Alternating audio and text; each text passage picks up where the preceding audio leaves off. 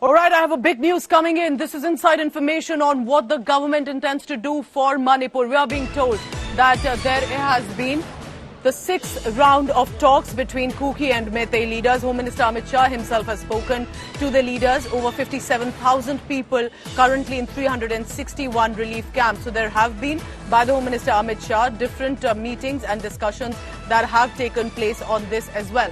I want to go across to India Today's news director Rahul Kanwal this morning, joining us with the latest information on that. Rahul, good morning. This is imperative that the Home Minister himself is ensuring that and monitoring the situation very closely. Pooja, from what we've learned, efforts are on via former senior government officials to speak to members and community leaders of both the Kuki and the Meitei community and to try and bring them on the negotiating table.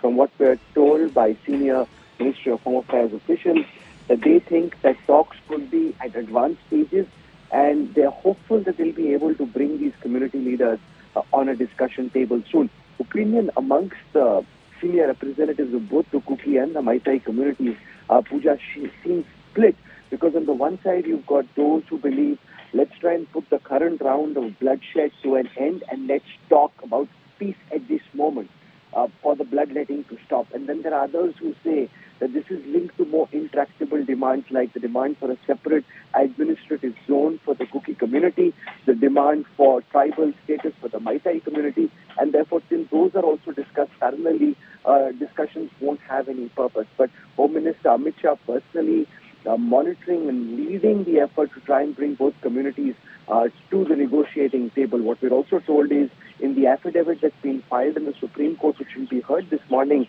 an effort will be made to move the case out of Manipur to Assam. The horrific video which came where women were being paraded naked, which shook the conscience of this country.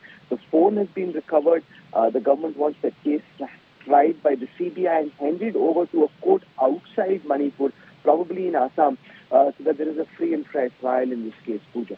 Rahul, so just for the clarity of the viewer as well, this is not just about the three-day meeting for which Home Minister Amit Shah was in Manipur. This is beyond that constantly there have been discussions, even as recently as there are fresh demands that have come forth, that Home Minister Amit Shah has been in touch with the Kuki and the Meitei leaders, isn't it? Oh, absolutely, and also the government seeking to dispel the notion of the Prime Minister being callous or globe-trotting, as the opposition would allege.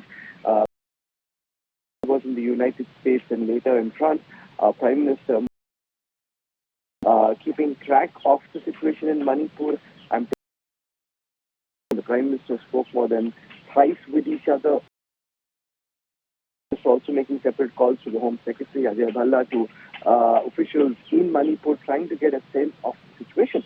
And remember, there were massive logistical challenges. Some 36,000 security personnel of the Army, the Assam Rifles, the Central Armed Police Force, the CRPF, moved from different parts of the country, brought into Manipur because the police had become dysfunctional as they were split along ethnic lines.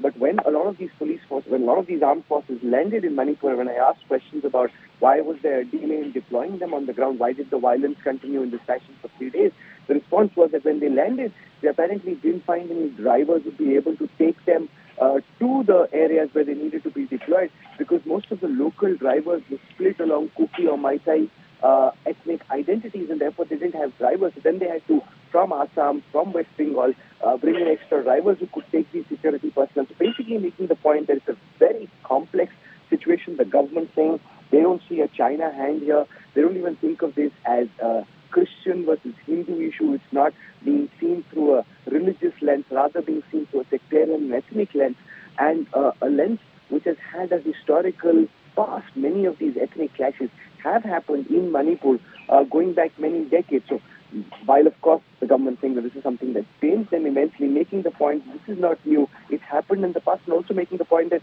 in past years, Pooja, for example, when there were in 1993 clashes of a similar kind between two communities, 750 people died, 350 villages were uprooted, and at that time the government's contention from past records is that it was the Minister of State for Home Affairs who spoke in Parliament when this debate took place, also making the point that Rajesh Pail, Sachin Pail's father, who was the Minister of State for Home Affairs at that time. He went to Manipur for 3 hours apparently, where he spent 2 hours at the airport in some meetings, 1 hour with the Chief Minister and came back. That's what government records seem to have found.